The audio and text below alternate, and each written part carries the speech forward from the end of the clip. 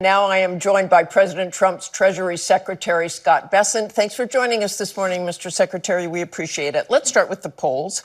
For the very first time, the president's polling numbers on the economy are underwater, with 53% saying it has gotten worse under President Trump, with 72% of those in our poll saying it is very or somewhat likely that his economic policies will cause a recession. Your reaction? Oh, well, Martha, I haven't seen the polls, and for the past 35 years, my business was analyzing data, so I think we probably got to dig down in those. But what I do know is that Americans are behaving very different than what the surveys say. So the surveys may say that, but consumers are still spending. So I prefer to look at what Americans are doing rather than how they're answering pollsters. And it doesn't worry you, the poll numbers that you have seen?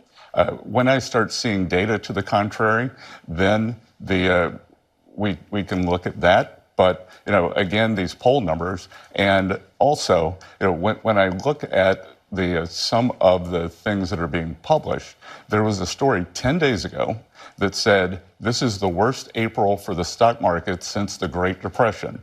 10 days later, the NASDAQ is now up on the month of April.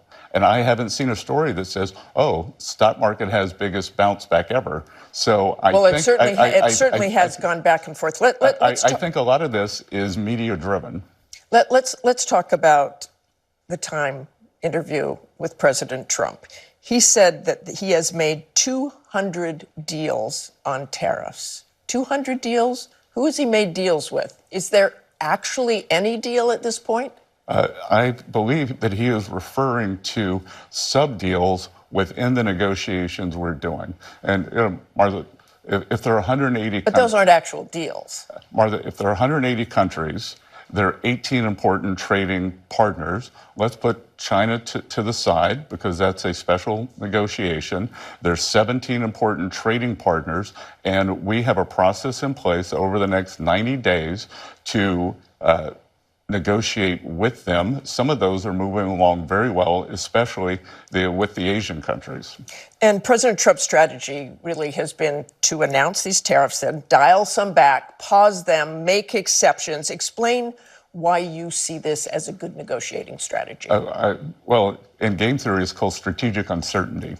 So you're not going to tell the person on the other side of the negotiation where you're going to end up. And nobody's better at creating this leverage than President Trump. He's shown the high tariffs, and here's the stick. This is where the tariffs can go. And the carrot is come to us, take off your tariffs, take off your non-tariff trade barriers, stop manipulating your currency, stop subsidizing labor and capital, and then we can talk. But I tell you, Martha, that we've had several of these Asian countries that come in and said, "Oh, well, we'll stop doing this, this, and this." And I look at these lists and I think, how did we get here? How did we get here?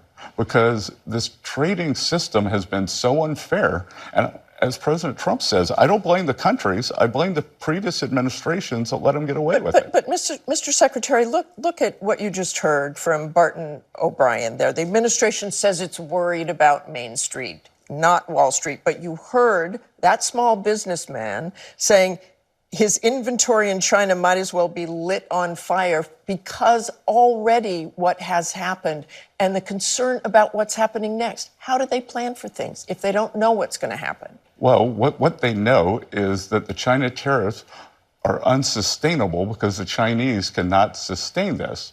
That if the business people, like the gentleman you interviewed, stop ordering, China has no business model. Their business model is predicated on selling cheap, subsidized goods to the U.S.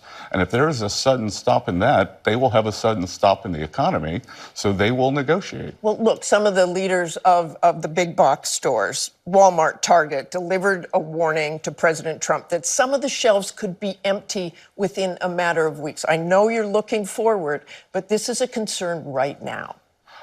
And that's why we are negotiating these deals, and we're moving forward with this. And again, as the gentleman in Annapolis said, Martha, the goal is not to manufacture dog collars again in the U.S. that the president is looking forward to the jobs of the future, not the jobs of the past. The goal is to bring back high-performance manufacturing jobs or create high-performance manufacturing jobs. Right now, how long does that take? I mean, that is such a concern. How long does it take to bring that to the U.S.? Well, is there a plan? Of course, but it's a process. Right now, the U.S. has a barbell economy.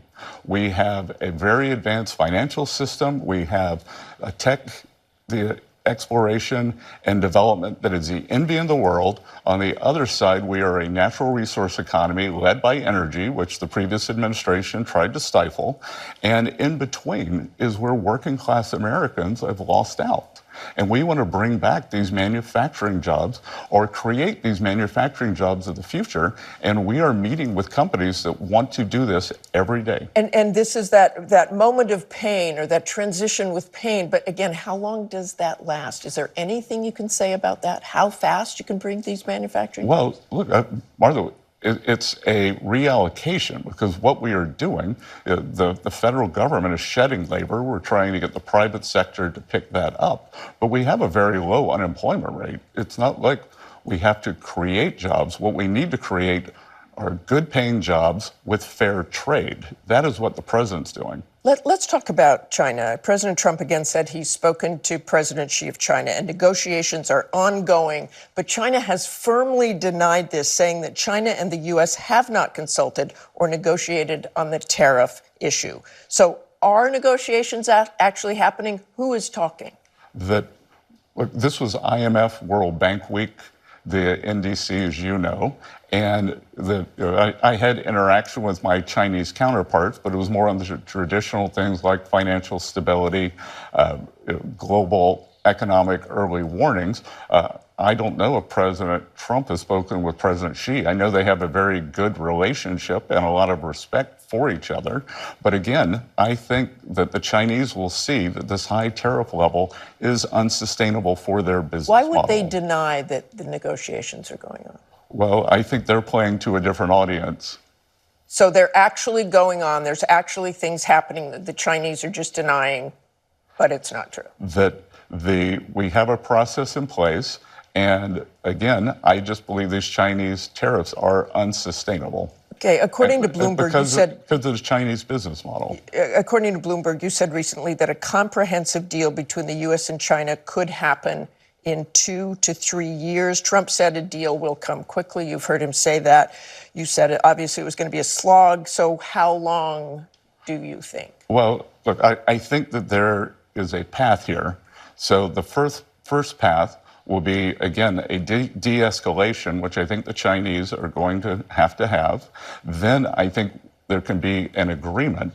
In principle, these 17 or 18 important trade deals that we're negotiating, the actual papering of the trade deal, a trade deal can take months, but an agreement in principle and the good behavior and staying within the parameter of the deal by our trading partners can keep the tariffs from ratcheting back to the maximum level, sure. And it's very rare, I think it happened a couple of times in the 70s, for the dollars, stocks, and bonds to get hit as hard as they simultaneously did over the last few weeks. If the goal is to get countries to stand with us against China, does it worry you at all that investors seem to be losing confidence in the U.S.? Well, again, you're saying losing confidence, and I don't think that this is necessarily losing confidence. And anything, I've been in the markets for 35, 40 years, anything that happens over a 2-week, 1-month window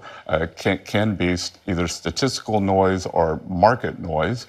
And we're in this for the long term. And the important thing is that we are setting the fundamentals for a strong dollar, a strong economy, strong stock market, and for investors to know that the U.S. government bond market is the safest and soundest in the world. Okay, thanks so much for joining us this morning, Mr. Secretary.